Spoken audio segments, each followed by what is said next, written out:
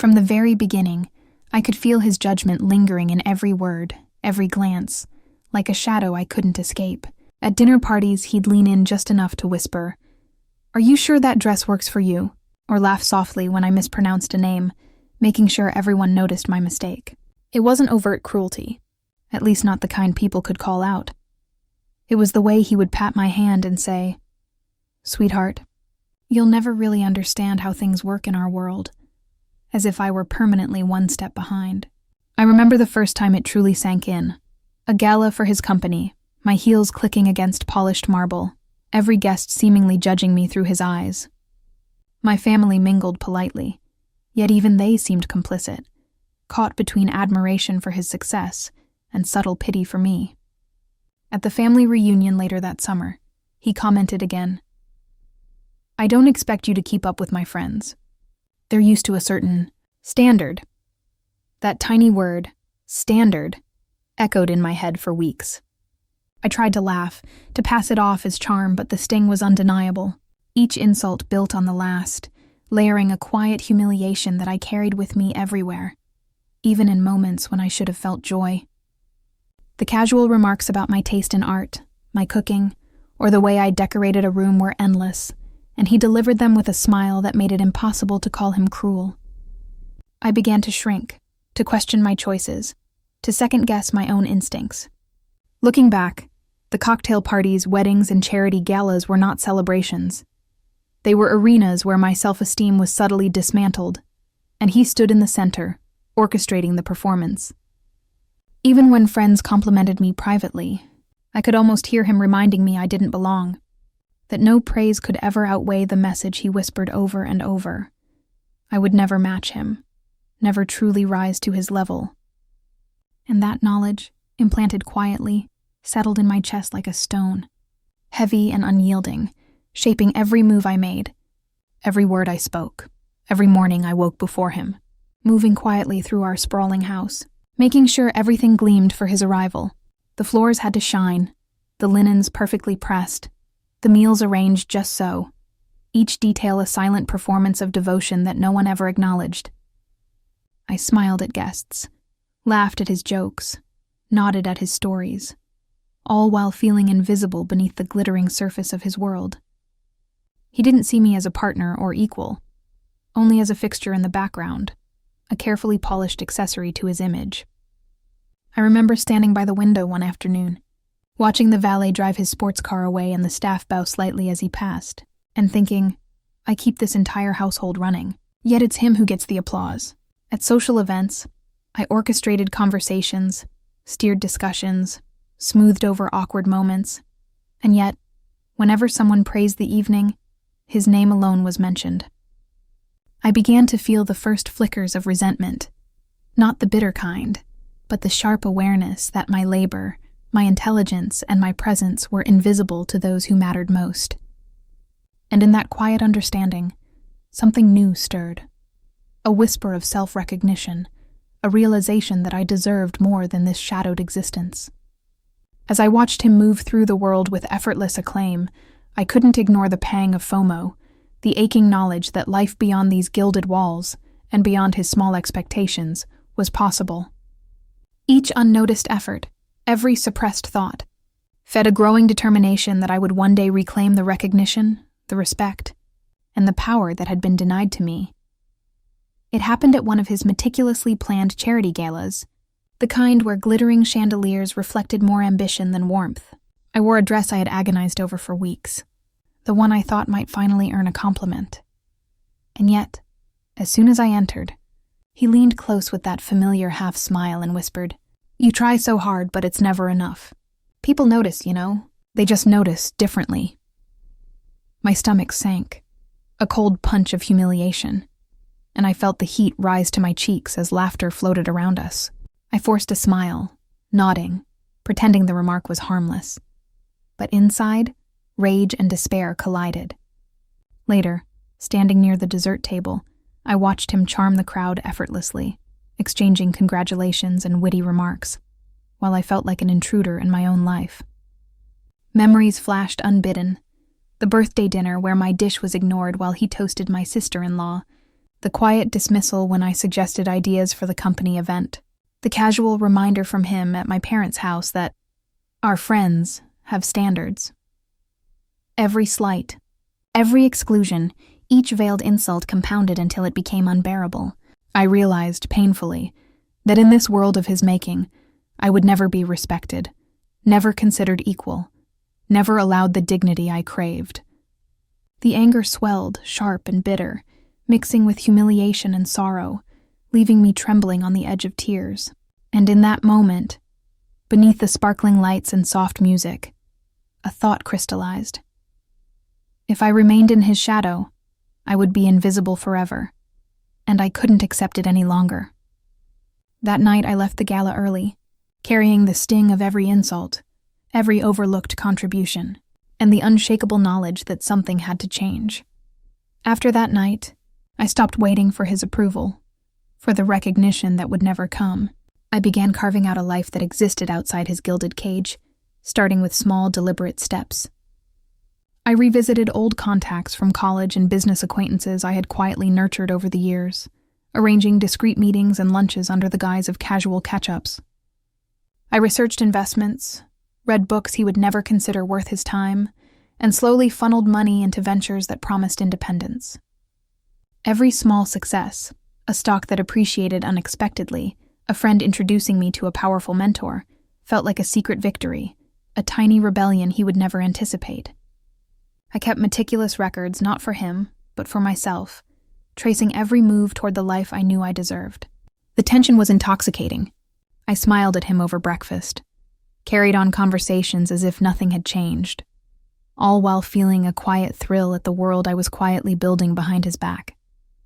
He dismissed my suggestions at home with his usual condescension, unaware that each idea he scoffed at was part of a broader strategy to reclaim my power. Every unnoticed victory, every underestimated move, became a small but potent reversal of the dynamic we had lived in for years. The longer I operated in secrecy, the more I realized how predictable his arrogance made him. While he flaunted wealth and social influence, I cultivated substance, skill, and connections that would eventually shift the balance irreversibly. And as I plotted quietly, I felt the first true sense of agency in years. The knowledge that the life I wanted was no longer in his hands. And one day, he would see just how wrong he had been. It was during a quiet lunch with an old college friend that I realized I didn't have to do this alone. Over iced tea and hesitant laughter, she reminded me of my potential, of the skills I had buried under years of doubt, and his constant condescension. "You've always been smarter than you think," she said, tapping the edge of her glass. "You just need to stop letting him set the rules." That conversation sparked a series of meetings with mentors I had admired from afar. Women and men who had navigated wealth, influence, and society without ever losing themselves. I listened intently as they shared strategies I would never have imagined. Networking through quiet philanthropy, leveraging investments into social credibility, presenting myself as indispensable in circles where I had once felt invisible. One evening, a mentor leaned in and said, "He won't see it coming because he assumes you play by his rules. But you're rewriting the game entirely." Each lesson felt like a puzzle piece snapping into place. My friends offered introductions, my mentors offered guidance, and every suggestion became another instrument in the symphony of my rise. At home, I played the part of the dutiful wife, smiling and nodding as he bragged about his influence, while secretly weaving connections that expanded my world far beyond his imagination. The thrill of learning, planning, and anticipating outcomes fueled me, and for the first time, I felt truly empowered, not just in theory, but in concrete steps that could and would change everything. Slowly, almost imperceptibly, I began to surround myself with signs of the life I had been denied. I found a small, elegantly appointed apartment in a part of the city he had never bothered to explore, a place that felt like my own private victory. Invitations to art exhibits, charity events, and exclusive gatherings began to arrive, addressed to me, not him, each one a quiet acknowledgement of my growing presence in circles he had assumed were inaccessible. I acquired subtle luxuries, a vintage watch, a carefully chosen handbag, the kind that whispered taste and success without shouting. Every time I stepped into these spaces, I felt a mix of satisfaction and exhilaration, knowing he remained oblivious, still assuming I was content in his shadow. At a gallery opening, a collector complimented my insight on a piece, and I felt the thrill of recognition wash over me, soft but intoxicating. The dramatic irony was delicious. He chatted with friends at home, boasting about his social dominance, while I was quietly establishing a network and reputation entirely separate from him. FOMO crept into my consciousness as I realized that each small success was building momentum, a subtle power shift that he could neither anticipate nor prevent. And with every unnoticed triumph, my confidence grew, fueled by the knowledge that I was not only surviving in his world, but beginning to flourish in ways he would one day regret underestimating. It was a summer garden party at his cousin's estate, the kind of event designed to showcase wealth and status, and he seemed determined to humiliate me in front of everyone. As I approached the gathering, he smirked and said loudly, "Don't strain yourself trying to impress everyone. Darling, you know you'll never match their world." Laughter rippled through the group, some polite, some cruel, and I felt that familiar sting of invisibility mixed with shame. I smiled, nodded, and sipped my champagne, carefully controlling the flush of anger rising in my chest. While he paraded his charm and dominance, I observed quietly the conversations, the alliances, the small gaps in knowledge he never noticed. I realized that in his arrogance, he was exposing opportunities, showing me the vulnerabilities of the world he thought he controlled. I moved through the crowd with poise, answering questions and offering insights that earned nods of respect from people who had never paid attention to me before. Each compliment I received, subtle as it was, planted a seed of anticipation, not just for myself, but for what would come. He didn't see it, but the balance of power had already begun to shift, and as the evening drew on, I felt a quiet thrill, knowing that his public boasting and insults were only setting the stage for a reversal he could never foresee. The opportunity came unexpectedly, a chance to step into a world my husband thought was entirely his domain. I had been quietly researching a boutique investment firm that aligned perfectly with my growing network, a venture he would have dismissed outright if I had mentioned it. With careful planning, discreet meetings, and subtle guidance from my mentors, I secured a partnership that not only promised financial growth, but also social credibility in circles he had assumed were beyond me. The day I finalized the agreement, I felt a surge of exhilaration, tempered by the knowledge that he remained blissfully unaware, still preoccupied with his own grandiose ventures. Weeks later, at a gala meant to celebrate his latest business achievement, I arrived to whispers and sideways glances, people noticing me not as his wife, but as a formidable presence in my own right. His surprise was palpable when he realized I had quietly claimed recognition he thought exclusive to himself. He smiled awkwardly, attempting to mask his shock, while I remained composed, serene, and subtly confident. In that moment, the contrast between us was undeniable. He, flustered and unprepared, me, poised and in control. The suspense lingered not just in the room, but within me.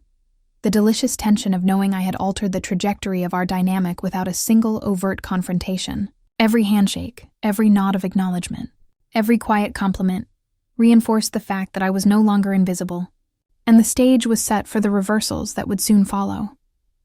It happened at a charity gala that my husband had long considered his personal stage, a place to flaunt influence and wealth. As he launched into another self-congratulatory speech, extolling his contributions and subtly undermining others, a misstep in his presentation, a wrong statistic, a misattributed donor, sent a ripple of murmurs through the crowd. The room's attention wavered, and I could see his brief flicker of panic behind the polished smile. I stepped forward under the guise of casual conversation, offering a correction so subtle, so elegantly phrased, that it didn't embarrass him outright, yet the audience immediately noticed the accuracy and poise I displayed. "I thought the original report might be outdated," I said softly, letting the statement linger just long enough for those listening to connect the dots. Inwardly, I felt a surge of quiet triumph. He masked his discomfort with a chuckle, but I could see it, the brief, involuntary acknowledgement that I had outmaneuvered him without confrontation. Later, as the applause for the corrected figures passed around, I reflected on the irony. He had spent years defining the rules, yet here, in front of the very people who admired him. I had subtly rewritten them. My confidence swelled, not from vanity, but from the knowledge that intelligence and composure were far more powerful than brash dominance. In that moment, I realized that the balance of power had shifted in ways he could not predict, and the emotional satisfaction of that revelation, my cleverness quietly exposing his fallibility, was intoxicating. The day I decided to reveal the life I had quietly built, I chose a setting that would make the impact unmistakable: a celebratory brunch with mutual friends, an event where everyone expected to see the usual display of my husband's dominance. I arrived not in an attempt to compete, but simply as myself, confident, composed, and unmistakably successful. The conversation flowed, and one by one I mentioned ventures, charitable contributions, and investments I had spearheaded, casually dropping names and accomplishments that signaled influence and accomplishment. A friend leaned in and whispered, "I had no idea you were behind all of this." And I felt a surge of satisfaction as the room's energy shifted subtly, glancing in my direction with new respect. My husband's smile faltered as he realized that the narrative he had controlled for years, the one in which he was the ultimate authority, was unraveling before him. He attempted to interject, to reassert his dominance with a boast, but every sentence only highlighted his ignorance of the life I had quietly cultivated. The subtle power I had accumulated became undeniable. Recognition, wealth, and social influence all positioned me far beyond the reach of the man who had once whispered that I could never match him. Colleagues and friends exchanged glances of surprise and admiration, some congratulating me directly, while others murmured to each other, clearly recalculating their perception. I remained composed, enjoying the balance of elegance and satisfaction that came from quietly, patiently, and meticulously achieving what he had assumed impossible. In that moment, the social reality of our reversed roles was undeniable, and I finally felt the intoxicating thrill of vindication, proof that strategy, patience, and self-belief could overturn even years of neglect and condescension. Later that evening, once the guests had departed and the house was quiet, I found myself alone with him. He tried to reclaim control, offering a forced smile and a comment about keeping up appearances, but I stopped him with a calm, measured tone. "You always underestimated me," I said softly, letting each word carry weight. "You told me I'd never match your life, never understand your world, never deserve recognition. Yet here I am, doing exactly what you said I couldn't." He opened his mouth, flustered, but I held his gaze steadily, serene and unshakable, giving no room for interruption. For the first time, he seemed smaller, stripped of the arrogance he had wielded for so long. I spoke of my achievements, not as a boast, but as undeniable proof of my independence, intelligence, and strength, things he had dismissed for years. "This isn't about revenge," I continued, my voice quiet but firm. "It's about finally living on my terms." He shifted uncomfortably, words failing him, and I realized that my calm confidence was more devastating than any outburst I could have delivered. In that moment, the contrast between us was unmistakable. He, humbled and uncertain, me, powerful, serene, and fully in command of my life. The satisfaction I felt was quiet but absolute, a vindication born from strategy, patience, and self-belief, leaving no doubt that the balance had irrevocably shifted. Sitting alone later that night, I allowed myself to truly breathe, to feel the weight of everything I had endured and overcome. The humiliation, the subtle insults, the years of being invisible, all of it had shaped me, but it no longer defined me. I reflected on the steps I had taken, the quiet victories, the strategic moves that built a life far beyond what anyone had expected. In my mind, I traced the moments of doubt and fear, realizing that each had been an essential part of the journey toward this self-respect and confidence. I felt a profound sense of closure, knowing I had reclaimed my power without sacrificing my dignity or integrity. Karma had its place in this story, a quiet justice that unfolded naturally, leaving those who underestimated me stunned, while I stood calm, capable, and free. My thoughts lingered on the contrast between who I had been and who I had become, no longer the overlooked wife, but a woman fully seen, respected, and unshakable. And in that stillness, I recognized the ultimate reward, the knowledge that I had not just survived, but thrived, turning every slight and injustice into fuel for my rise. Months later, life had shifted in ways I had once only dreamed of. I moved through the world with a quiet confidence, attending events on my own terms, cultivating friendships that valued me for who I was, not my association with him. My financial independence allowed me choices I had never imagined: homes, travel, and opportunities that once seemed out of reach. Yet even in this freedom, I felt the lingering echoes of the past.